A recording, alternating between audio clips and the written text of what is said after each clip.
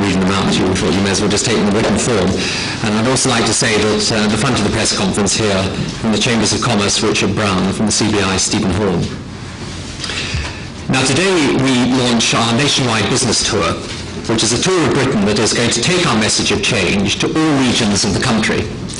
And in particular, discussing with business our plans for building a strong and modern and competitive economy.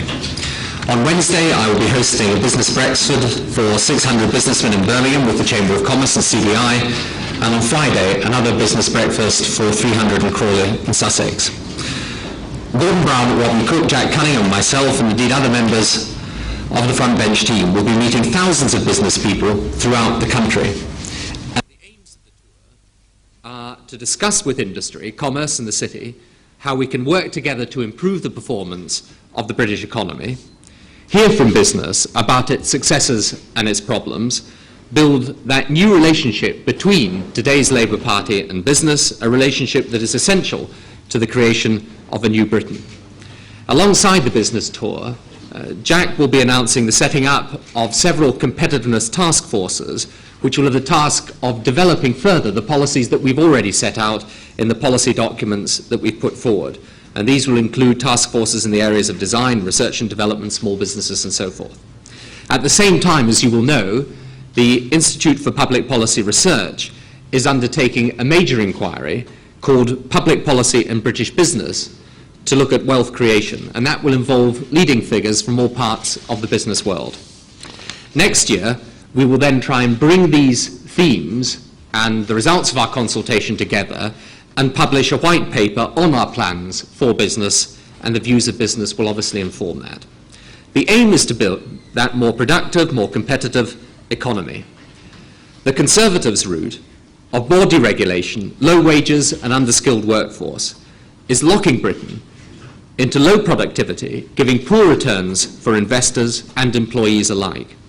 That policy, we believe, is doomed to failure, as there will always be a country where there can be lower labour costs and standards than Britain. Indeed, the World Competitiveness Report, published a few weeks ago, placed Britain 18th in the Competitiveness League table. Whatever the promises that were made, the Conservatives have delivered 16 years of boom and bust, with each pre-election binge followed by a post-election hangover, low growth, high unemployment, a devalued currency. And as indeed the report on the Training and Enterprise Councils has shown just within the last few days, they have failed the skills needs of Britain's workforce. So they are no longer the party of business, nor financial prudence, nor safe management of the economy. The old labels are redundant, and the old dividing lines have changed. The old view, therefore, of the Conservatives as the party of business and the Labour Party merely as a party of the trade unions is obsolete, out of date, and redundant. We want this, however, to go far beyond merely reassuring business. It is not some charm offensive, it is an opportunity for tough and realistic talking on both sides. Now, the business pack in front of you reproduces some of the key speeches made by the front bench in the last few months on macroeconomic policy, competition, consumer policy.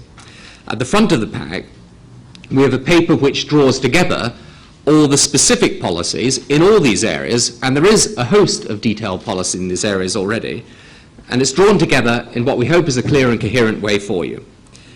Britain needs modern competitiveness. We must produce the goods and services that consumers want to buy through high productivity, excellent design, first-class quality, and innovation.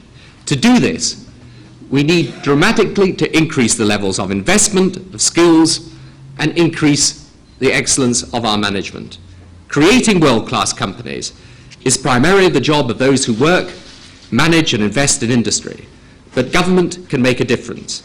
And the new partnership that we outline between the Labour government and industry is to serve those objectives in the public interest: a stable macroeconomic policy, advancing business's cause in Europe, pushing forward the single market, undertaking that revolution in skills and training, promoting competition and breaking down monopolies and cartels, a strong regional policy, backing social partnership and dialogue at the workplace between employers and employees, backing new technologies for communication and giving business the chance to take advantage of them, and of course the infrastructure and the modern integrated transport system that the country needs. Specific objectives that Labour will work with business to achieve in the national interest. We are a nation of great potential. We have some world companies, but we do not have enough. We are innovative, hard-working, and resourceful. In the new economy, there will be an opportunity for raising our living standards, earning profits, strengthening social cohesion, and by creating the wealth, able then to improve public services. But to take that opportunity, we need a new direction. The do-nothing approach of this government will not let us shape change in the way that we must. Only a government which is prepared to roll up its sleeves and get to work and back our wealth creators as they need it. That is what New Labour offers. Thank you.